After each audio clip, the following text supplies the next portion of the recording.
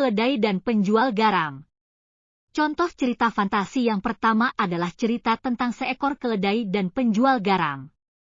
Cerita ini memiliki alur cerita yang mengisahkan seorang penjual garam yang tinggal di suatu desa di tepi pantai dengan keledai kesayangannya yang menemaninya setiap waktu untuk menjual garam di kota. Si penjual garam merupakan seseorang yang dikenal baik dan dermawan.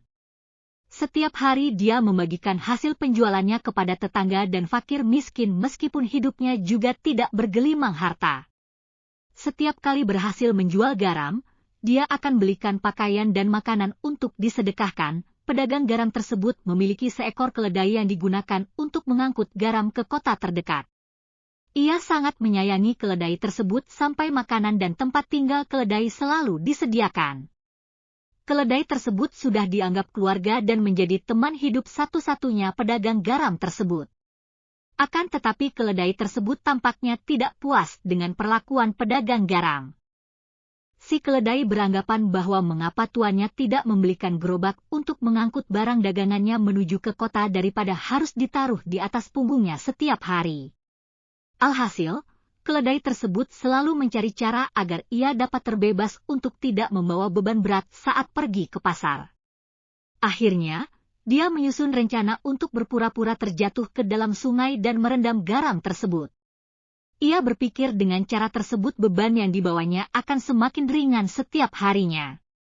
Namun, lama-kelamaan tuannya juga mengetahui bahwa keledainya hanya berpura-pura kepadanya agar tidak dibawakan beban yang berat. Suatu hari, dinaikkanlah kapas pada punggung keledai. Petani tidak memberitahukan bahwa yang dibawa bukanlah garam melainkan kapas.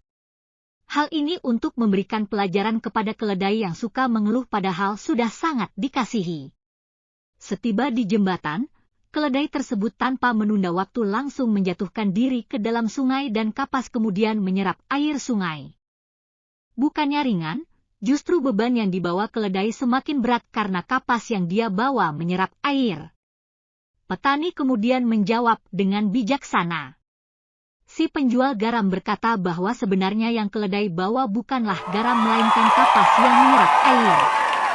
Si penjual garam telah mengetahui bila keledai hanya berpura-pura terjatuh agar bebannya tidak berat, akan tetapi si penjual garam menilai bahwa perbuatan keledai sungguh merugikannya. Keledai tersebut kemudian sangat malu karena selama ini ia seperti tidak tahu diri dan tidak tahu terima kasih kepada si pedagang garam.